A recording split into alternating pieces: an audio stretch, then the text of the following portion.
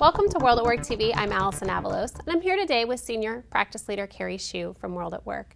And we're talking about the concept of rewarding high-potential employees in an organization.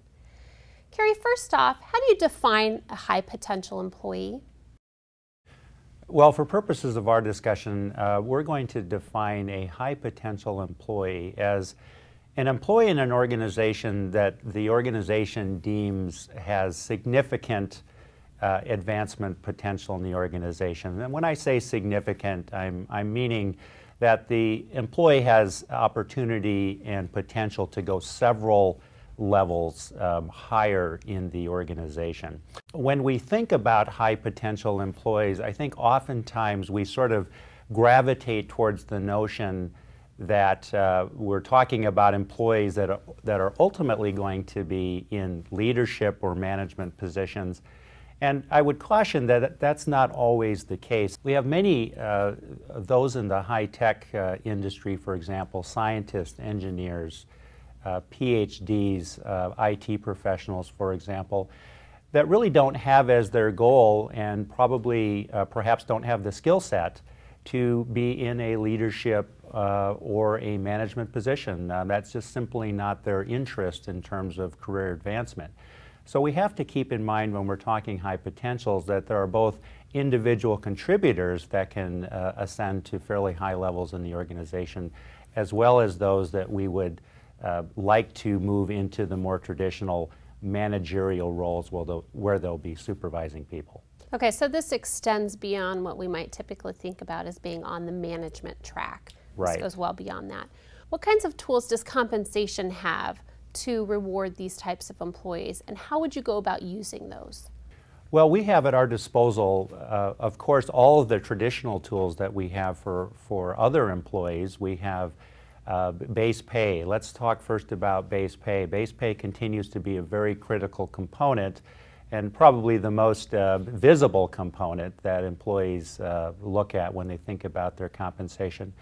Now, the notion or the thought is for high potential employees, unfortunately for organizations, high potential employees are typically the ones that are most highly recruited away from our organizations. And so base pay becomes a very important factor, and oftentimes it is appropriate that you're going to pay those employees above your midpoint or control point or above market, or perhaps at significantly higher levels than other employees in the same grade level. Base pay always needs to be in context with other forms of cash compensation. So let's talk now about variable pay. You need to integrate, make sure that your base pay is in concert with your variable pay programs, and we have many tools there at our disposal for high potentials as well. We have, of course, retention bonuses. These are the bonuses that you can give kind of on a one-off basis to an employee for continued employment through a certain period. We can tailor our incentive plans to have a portion or perhaps even all of the goals based on individual objectives. And as our high potentials typically are performing at a very high level, we can set aggressive goals for them and then reward them handsomely when those goals are achieved. And of course, we have the advantage there of not rolling that into base pay, so they have to re-earn that award in the coming period. Recognition is also a very key component that, of course, can be cash, but can be non-cash as well.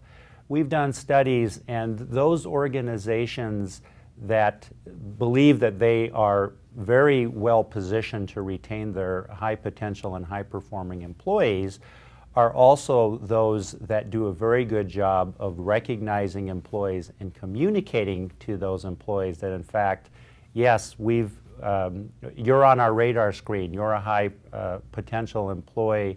We have, we are keeping you in mind, and we want you to know that. That has a very positive effect on employees. At many organizations, not necessarily all, we have the ability to provide equity, stock options, restricted stock, and the like to employees. And those send very powerful messages, especially for a high potential that might be receiving a stock award for the first time. You kind of feel like I'm in the club, I'm in that that level that I've been recognized and am receiving sort of a share of the ownership of the organization.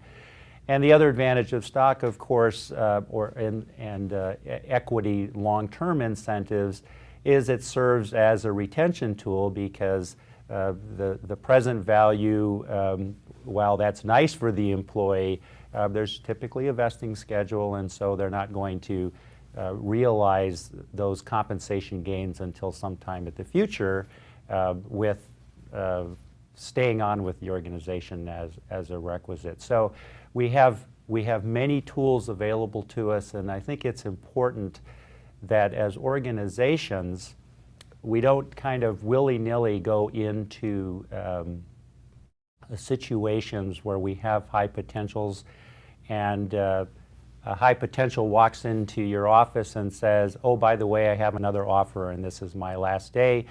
And then human resources in the organization runs around crazy trying to put together some quick package to keep that employee from leaving.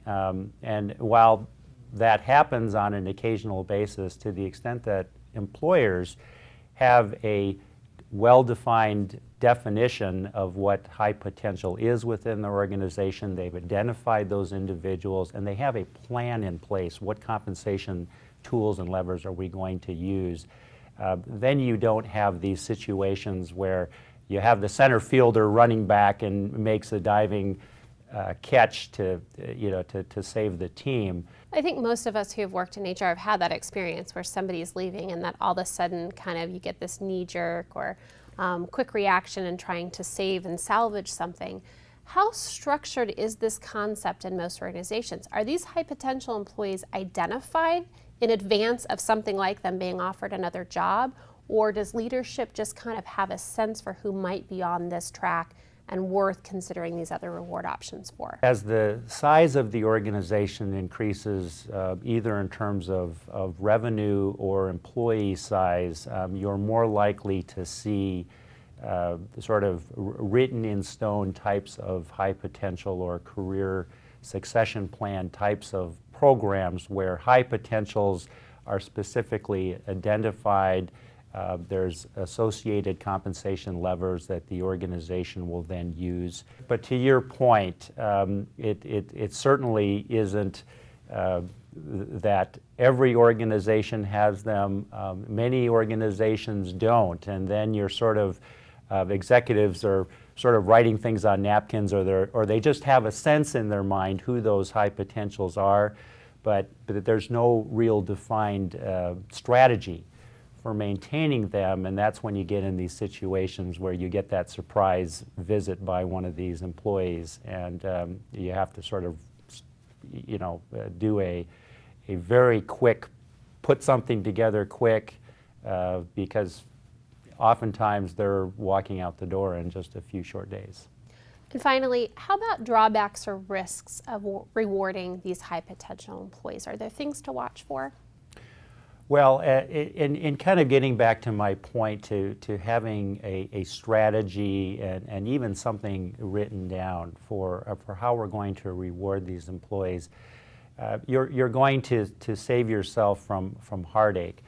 Again, going back to the notion of sort of doing a lot of these one-off deals on the side, we all know that as much as we'd like to think compensation is completely confidential, usually more or less these type of one-off deals or special deals does come out. Employees do find out about it, and for better or for worse, 80% of the employees believe that they're above average. So when you have a high potential, of course, most employees will probably say, yes, that person really does perform well. But at the same time, they have confidence in their own abilities, and you certainly have the, well, what about me factor. So you have to always balance the rewards and special deals that you're doing with your high potential employees. You have to balance that against the morale and the motivation and engagement of the B players and the C players, so to speak, and make sure that they're feeling like their contributions are recognized as well. So the takeaway really is it's better to go in with a plan rather than trying to react, be more proactive. Thanks, Kerry. For World at Work TV, I'm Allison Avalos.